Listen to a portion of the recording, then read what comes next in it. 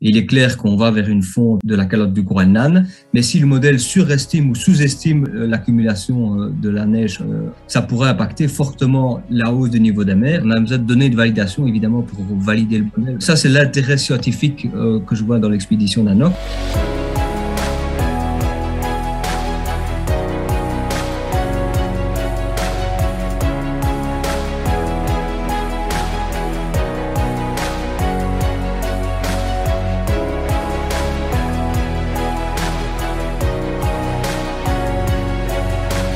Je suis professeur en climatologie à l'Université de Liège et je développe notamment le modèle régional du climat qui s'appelle le modèle MAR, pour modèle atmosphérique régional, rien de très original. Le modèle MAR est notamment utilisé dans les rapports du GIEC, notamment dans le dernier rapport du GIEC, c'est le modèle de référence pour la calotte du Groenland. Et donc ce modèle-là, je l'applique notamment au Groenland pour faire zoom à haute résolution du climat et notamment en particulier du manteau neigeux à la surface de la calotte du Groenland. Donc je l'utilise aussi bien pour reconstruire le climat du passé, pour faire des prévisions météo ou alors pour faire des projections futures et plutôt en termes alors de hausse du niveau des mers.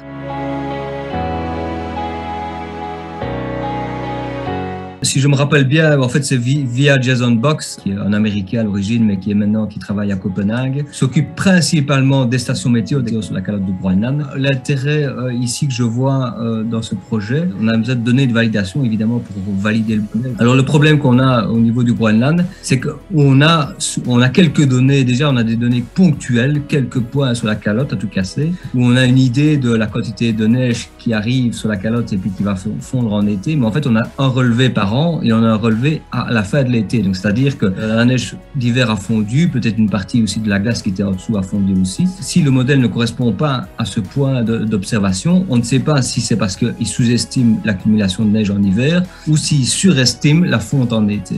Dans ce projet-ci, l'opportunité d'avoir des relevés à la fin de l'hiver de la quantité de neige qui s'est accumulée comme ça à la surface de la calotte, ce qui va permettre de déterminer si oui ou non l'accumulation de neige en hiver est juste ou pas dans le modèle.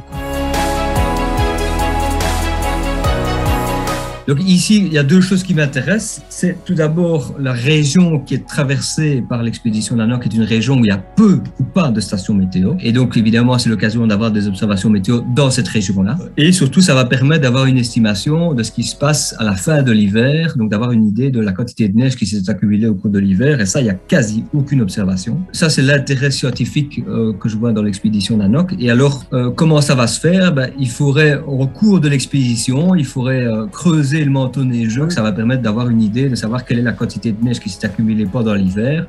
Et il faudrait aussi, pour bien faire, déterminer la densité de ce manteau neigeux qui est creusé. Et donc ici, c'est une opportunité unique de valider ce modèle-là.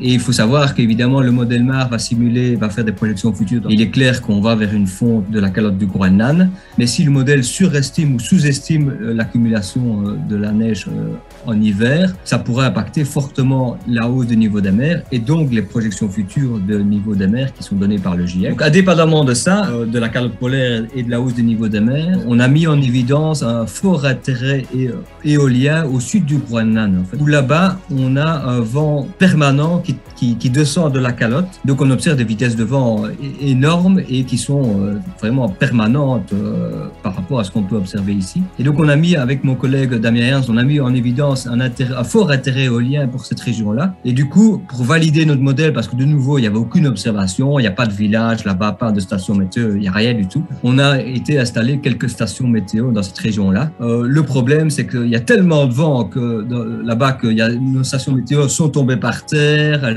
les panneaux solaires se sont fait emporter et ainsi de suite. Donc du coup, on doit maintenant envoyer des gens régulièrement pour aller les visiter, pour les remettre en route. Et évidemment, ici, comme vous allez passer par là dans le cadre de l'expédition, ce serait l'occasion d'aller voir si nos stations météo sont toujours bien en route et si elles tournent toujours, quoi.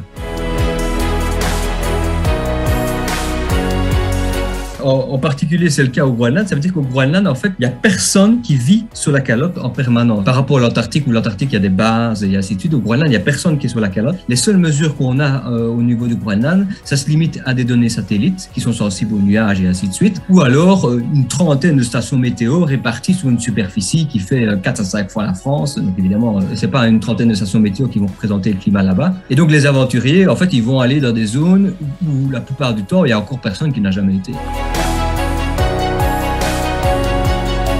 Je pense que clairement c'est le kayak, parce que je suis malade sur un bateau en mer, donc le kayak, là vous m'auriez pas. Là. Mais par contre, traverser la calotte, là, je serais preneur. Et je me débrouille bien aussi en escalade, donc pourquoi pas aller faire un peu d'escalade au sud du Groenland.